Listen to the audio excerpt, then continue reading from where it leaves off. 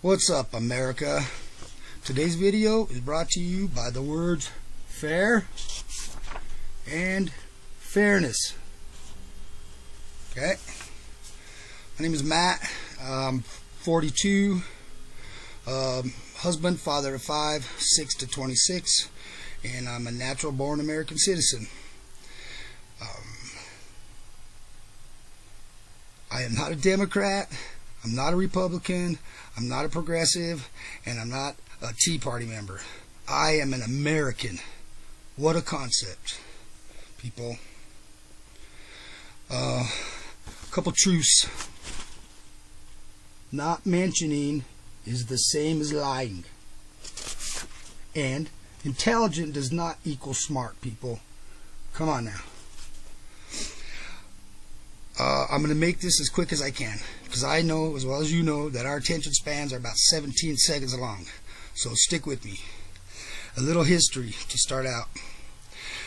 The Republican Party was created at the inception of this country, 230 some odd years ago. The Democratic Party was introduced into this country by the Bavarian Illuminati and a man named Adam Weishaupt. This we know. That's just a fact. Okay? Let's fast forward 100 years, and we were all blessed with the birth of a man named Karl Marx. Now, Karl Marx came up with what I guess you'd call a social construct of how he believed the world should be ran, or whatever. You know, that was his own gig. This concept of Marxism was introduced into the United States by a man named Woodrow Wilson, and a good friend of his is a top advisor named Averell Harriman. Okay, quick background on Averell Harriman. Averell Harriman spent a decade in Russia between the late 1800s and I believe probably about 1907. Surveying and inspecting and studying the Russian gulags, the prisons, where they kept basically the serfs. That's all that it comes down to. Now, when this man went out there and seen this construct that they had of these gulags, he asked them simply, how can you control all these people with no force, by no force? How is this possible? And the Russians gave him one answer, a one-word answer: fluoride. Okay, we'll get back to fluoride. It is relevant. By the way, Averell Harriman's mom created and funded the first eugenics society in 1910. Eugenics society is just another word for population control. Okay, coincidence maybe. Now, as Marxism was introduced through Woodrow Wilson, the Fed, the whole nine yards. You know, you people are smart enough to know this shit. If you're not, Google that. It took people, it took the American public, it took American citizens a while, decades as a matter of fact, to figure out what was happening. You know, in the 20s, Marxist, communist, socialist, Democrat, liberal, and progressive are all the same. They are all the same entity, plain and simply put. In the 20s, it was called Marxism. All right? Until the people of the United States, until the Americans seen it, recognized it, and knew what it was, and didn't want it, refuted it. It's anathema against what we believe. So what happened is, history shows us, they knew that they couldn't use that term anymore because people were hip to it. So they put on the new mask of communism. Okay? And this was in, obviously, the 50s. Now, this brings us to fluoride. When was the fluoride introduced into this country, into our water supply? 1953, people. Keep that in mind. So, once again, as people wisened up, figured it out, realized, seeing what communism was, the American people were going to have nothing of it. And they couldn't use that word anymore. So what happens? In the 80s, they put on the mask of socialism. They're socialists. Oh, it's great, I'm social, I'm up for social justice, and yeah, it's all good, I'm here to... Okay, putting on the mask. They have to change the name because we know. And here's the true fact. Call the President of the United States a socialist today and people lose their minds. People lose their minds. Why? Because we know what it means.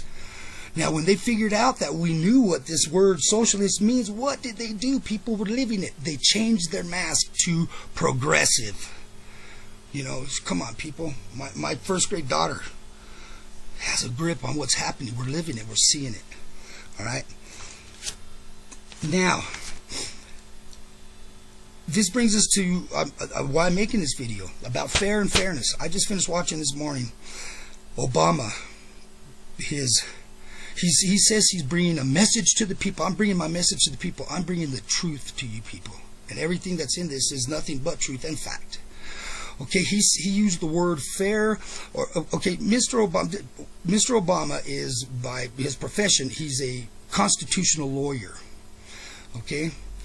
Now, I'd have to assume that if the guy's a constitutional lawyer, he knows the Constitution. Which brings us to this truth right here. I can't find it, sorry. Intelligent does not equal smart. Okay? Obama is an intelligent constitutional lawyer. But guess what, people? I am smart. Nowhere, not one single place in the Constitution of this United States is the words fair or fairness. Nowhere. You know why? Because our founders knew and understand that the word fair is a relative term that is only applied to the individual and to that individual's circumstance. Okay, what's fair for me may not be fair for you. And that's why they don't use that term. But guess what? They gave us something better. It's called equality, people. Equality. Remember this one? Oh, looky. Remember that one? Equality. There's the original affirmative action program. Come on, people. It's not about fair or fairness. This country is not founded on fairness. Okay? We're founded on equality. Do you understand what I'm saying? It's about personal responsibility. I'm responsible for my own words, my own acts, and my own deeds. All right? We have to understand this. Now, you're talking about fairness. You know, fairness on what level, on what scale? You know? Do you think that person that's living in Somalia right now, is that fair? You should be, here's what's up. Be a little more appreciative of the fact that you live in the greatest country that this planet's ever known. All right? I'm going to end on this one. I'm a Native American, and I believe, here's a shocker for you, I believe in true socialism. True socialism that was taught and lived and loved and learned by every original member, all the Aborigines, the Druids, the Native Americans, the natives of this planet. True socialism is giving and sharing. Marxist socialism is taking and redistributing. One works, one doesn't. That's me, bro. Listen, learn, do me a favor. Send this out. Send it to your friends. Send it to the media. Send it to the somebody that might have a clue on what's happening. Stop listening to the bull. Do you understand me? Peace, people. Appreciate it.